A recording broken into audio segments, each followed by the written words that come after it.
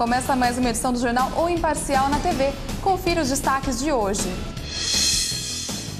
Embraer sobe 14 posições em ranking mundial de venda de armas e serviços militares. Araraquara não terá trens de passageiros. Homem é morto em São Carlos com facada no coração. Casos de dengue aumentam em Araraquara. Vendas na Páscoa têm expectativa de aumento de até 10%. Dia do Esportista é comemorado com exposição em museu. O presidente da Ferroviária visita treino e conversa com os atletas. Pátio Araraquara oferece diversos empregos. Eu sou Nádia Salmeron e trago agora as principais notícias do dia.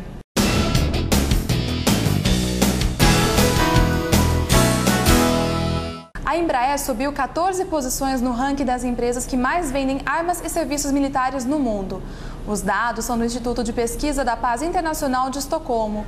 Ela é a única empresa brasileira listada no ranking. Além de fabricar jatos comerciais executivos, a Embraer atua no segmento de defesa e segurança, fornecendo caças à Marinha do Brasil e à Força Aérea Brasileira, entre outros países. Desde 2012, o governo do estado vem anunciando o retorno dos trens de passageiros. Apesar de ter um passado marcado pelas ferrovias, Araraquara ficará de fora dessa novidade.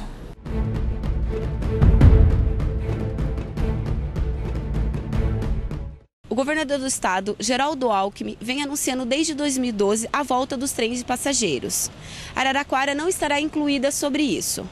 Apesar das retiradas dos trilhos que separam o centro da Vila Xavier, nossa cidade não terá trens de passageiros, que impulsionaram o crescimento da cidade em décadas passadas. O Hotel São Bento, o qual hospedava os passageiros das ferrovias, está sendo vendido e praticamente em estado de abandono.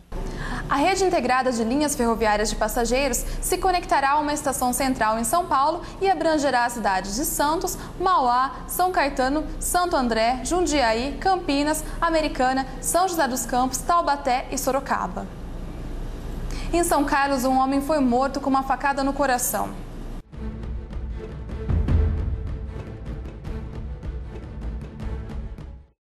Um homem que aparentava entre 20 e 25 anos, branco e com cabelos encaracolados, estava caído neste matagal ao lado de uma praça no bairro Vila Monte Carlo. A polícia militar encontrou o corpo após uma denúncia anônima. Ele estava com um ferimento provocado por uma faca na altura do coração. O local é conhecido na cidade como ponto de uso de drogas. No local não havia nenhum documento que pudesse identificar a vítima. Há somente um celular. A polícia recolheu embalagens vazias de entorpecentes, o que pode indicar que ele era usuário de drogas. O corpo foi encaminhado ao IML de São Carlos e aguarda o reconhecimento da família. O corpo foi fotografado e acreditamos que nos próximos dias, de uma forma ou outra, ou de forma testemunhal, ou então de forma através do nosso Instituto de Identificação, sediado em São Paulo, nós vamos conseguir saber a identidade da vítima. O caso está sendo investigado e a vítima ainda não foi identificada. Casos de dengue em Araraquara aumentam e exigem cuidados da população. De acordo com a vigilância epidemiológica, a cidade registra 35 casos da doença apenas no mês de fevereiro. A maior parte dos casos foi identificada na Vila Xavier e no Vale do Sol.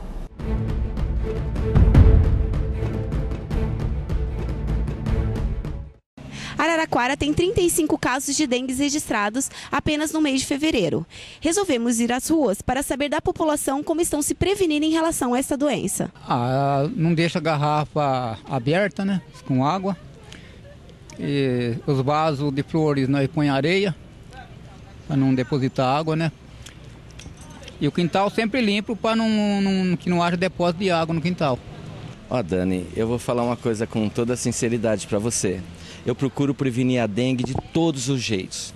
Areia no vaso, né, no pratinho, garrafa, pneu. Às vezes, não só na minha casa, às vezes na rua eu vejo alguma coisa que empoça a água, eu vou lá ou chuto, ou derrubo a água, ou jogo aquele copinho, alguma coisa que está no chão que empoça a água, eu jogo no lixo. Então sempre estou prevenindo a dengue de alguma forma, porque ela não vou dizer que para você que ela assim, ela é uma coisa que ela pode até matar, né? Ela é uma febre, ela pode até matar. Então, quanto mais prevenir, é melhor. E a única jeito para acabar com a dengue é prevenindo, né? Essa é a maneira melhor. Procuro não deixar vasos com água, viro as garrafas de boca para baixo, que nem seu Araquém já falou, quando a gente está andando na rua, a gente vê potinhos virados com água, a gente ou joga fora ou vira. Os vizinhos também a gente procura orientar, né? Tudo isso daí, porque minha sogra já pegou dengue, quase morreu, então por causa disso a gente procura evitar bastante coisas. Bom, a gente mantém o quintal limpo, né? Tudo lavado, tudo limpinho, as plantas com areia em volta, esse tipo de coisa, a gente mantém tudo limpo. Minhas plantas é com terra, eu não tenho planta com água, não tenho nada de vazia com água. Não deixo nada de pneu, nem água parada.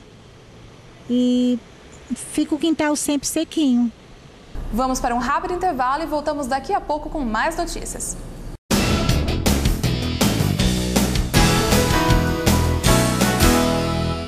O Imparcial, jornal completo e atual. Polícia, esportes, atualidades, política, social e muito mais. Leia e assine o jornal impresso. Acesse o jornal eletrônico www.jornaloimparcial.com.br. Pioneiro na internet. O Imparcial, o jornal com DNA de Araraquara e 82 anos de credibilidade. Leia, assine, acesse.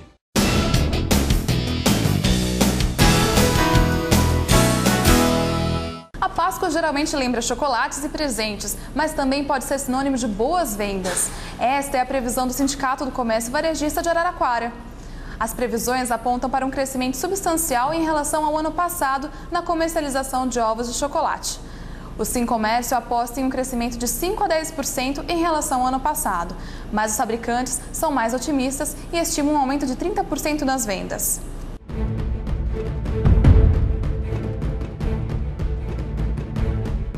A Páscoa está chegando e com ela as vendas de ovos de Páscoa. Olha, a nossa expectativa ela é muito boa, pois a nossa loja é uma loja nova. A Chocolataria Gramado ela tem apenas 3 meses aqui em Araraquara. A nossa loja foi a primeira franquia aqui no estado de São Paulo. Nós apostamos então em uma venda muito boa, pois o nosso produto ele é artesanal, ele vem de Gramado. Nós temos o autêntico sabor das Serras Gaúchas. O nosso ovo de Páscoa ele é bem diferenciado e é o único ovo onde todo o peso pertence ao ovo. Até o copinho dele é feito de chocolate. Para os namorados, nós temos uma linha bem grande em corações. Esse daqui é o nosso maior coração. Ele tem 440 gramas de chocolate e é um chocolate também artesanal. Olha, para as crianças, nós temos uma linha infantil bem atraente. Nós temos a Hello Kitty, o Ben 10, o Bob Esponja, o Shrek, a Fiona. E também temos os coelhinhos de Páscoa, temos várias opções. A Secretaria Municipal de Assistência e Desenvolvimento Social realiza entre hoje e sexta-feira um mutirão de cadastramento e recadastramento do programa Bolsa Família, Tarifa Social de Energia Elétrica, Telefone Popular e redução da tarifa para contribuição ao INSS. O objetivo do mutirão é cadastrar ou atualizar os dados das famílias em situação vulnerável para que tenham acesso aos benefícios. Para o cadastramento ou recadastramento, é preciso levar a conta de energia elétrica atualizada, todos os documentos dos integrantes da família, olerites e comprovantes de rendimento, além da declaração escolar de matrícula dos filhos menores de 18 anos. A ação acontece das 8h30 da manhã até as 4 horas da tarde na MF Gil da Rocha de Melo e Souza, localizada na Avenida Clóvis Van Dyck, sem número, no Jardim Indaiá. Hoje, dia 19 de fevereiro, é o Dia do Esportista e para comemorar a data, o Museu em Presidente Prudente preparou uma exposição especial para os amantes do esporte.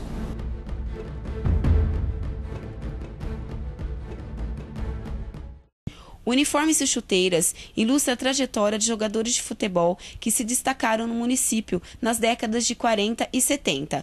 2 times chamavam a atenção na região, do Pontal de Paranapanema, o Esporte Clube Corinthians de Presidente Prudente e a APIA, Associação Prudentina de Esportes Atlética. Os anos de glória da Ápia foram no início da década de 60, que levou o título da 3ª divisão do Campeonato Paulista em 1960.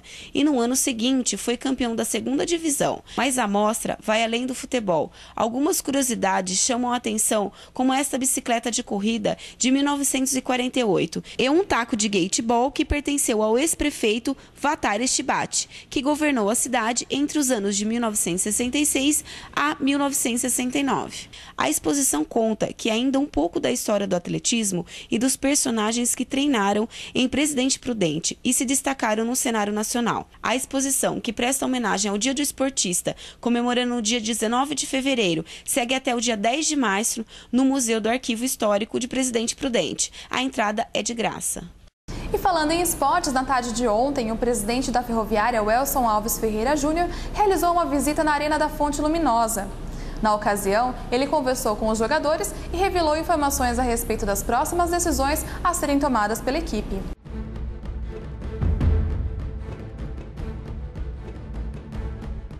Após o frustrante empate com o Comercial, a Ferroviária se reapresentou nesta segunda-feira na Arena da Fonte, onde membros da diretoria e comissão técnica tiveram uma conversa com os jogadores, com o objetivo de motivar o grupo para a sequência da competição. É aquela história, não adianta jogar bem e não ganhar, né? Falta competência para fazer a bola entrar, né?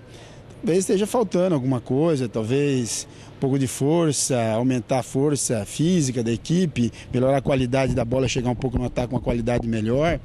Mas acreditamos, viemos hoje aqui agora, inclusive, antes do treinamento, para dar um apoio para o elenco, né? Um apoio, inclusive cobrar algumas coisinhas nesse sentido mesmo, né? Dos resultados, dos números. A coisa está apertando, estamos na 8ª rodada, já vai para a 9ª, temos 5 jogos em casa só, não podemos distanciar muito. Acreditamos, mas tem que cobrar do elenco. Juninho, a comissão técnica está sendo privilegiada pela diretoria. Um resultado negativo no próximo jogo pode ocasionar mudanças no comando do time?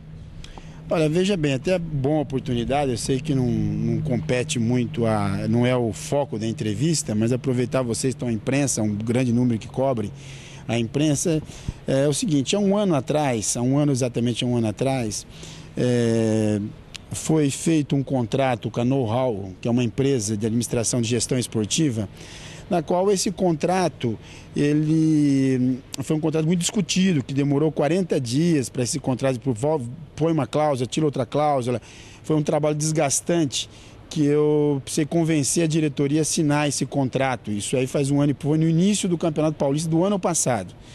E nesse contrato reza que a gestão esportiva da Ferroviária hoje, do profissional, na realidade dessa Know-How, que é hoje que compete em demitir treinador, contratar jogador ou mandar embora. Então não cabe hoje, a diretoria hoje da Ferroviária, na qual eu sou presidente, não cabe hoje decidir se eu vou mandar mais o técnico embora ou não.